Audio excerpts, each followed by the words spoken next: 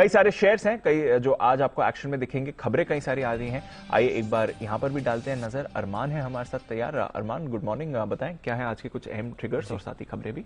जी, सबसे पहले एक इंपॉर्टेंट चीज पर ध्यान रखिएगा, क्योंकि जो अंबुजा सीमेंट और एसीसी है उनका जो ओपन ऑफर है वो बंद होता हुआ दिखेगा।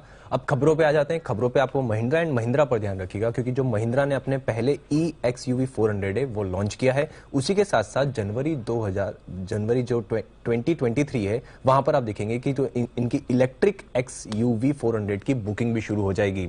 KRBL, LT फूड्स और बाकी सारे जो भी राइस स्टॉक्स है उन पर ध्यान रखिएगा, क्योंकि इन पर एक खबर आती हुई दिखी, क्योंकि सरकार ने जो चावलों के एक्सपोर्ट पर ड्यूटी लगाई है, उसी के साथ साथ जो अनमिल्ड राइस है उस पर जो है ये एक्सपोर्ट ड्यूटी 20% लगाई गई है। PNC इंफ्राटेक, इनको लगभग आप देखेंगे तो 1450 करोड़ के आसपास के प्रोजेक्ट के लिए NHAI से इनके साथ उन्होंने एक एग्रीमेंट किया है, और इस एग्रीमेंट के तहत ये 24 महीने में जो है ये काम पूरा करने की समय सीमा है। संवर्धन मदरसन इंटरनेशनल पर भी ध्यान रखिएगा, क्योंकि इनको DICV से फ्रेम मैन्युफैक्चरिंग और असेंबली ऑपरेशन का एक इन्होंने जो है वो अधिकरण करेगी, और ये अधिकरण Q3 FY23 में ट्रांजैक्शन पूरा होने की जो है वो उम्मीद की जा रही है।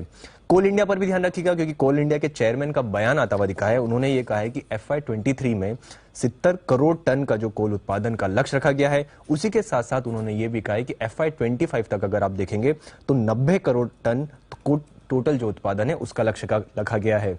पावर फाइनेंस कॉर्पोरेशन, जिसमें ऊर्जा मंत्रालय ने 25 अगस्त को PFC के MOU नए क्लोज जो हैं वो शामिल किए हैं, और इसी के साथ साथ AEGIS लॉजिस्टिक्स पर भी ध्यान रखिएगा, क्योंकि 13 सितंबर को बोर्ड बैठक में दूसरे अंतरिम डिविडेंड की घोषणा पर विचार किया जाएगा।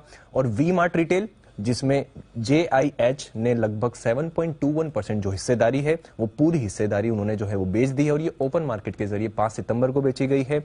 और अंत में KDDL लिमिटेड पर ध्यान रखिएगा, जहां पर एलिवेशन कैपिटल ने लगभग 2.6 लाख शेयर्स जो हैं वो बेचे हैं, और अब उनकी हिस्सेदारी जो है वो घटकर 13.84% से घटकर 11.8% पर आ गई है। तो कुछ बड़ी ब्लॉक डील्स आपके लिए और कई सारी इंपॉर्टेंट खबरें भी जहां पर रखेंगे नजर। M&M लगातार मोमेंटम में रहा है और आज भी खबरों के दम पर एक्शन में रहेगा, और 12 बजे तो ऑफकोर्स मैनेजमेंट भी हमारे साथ जुड़ने वाला ही है।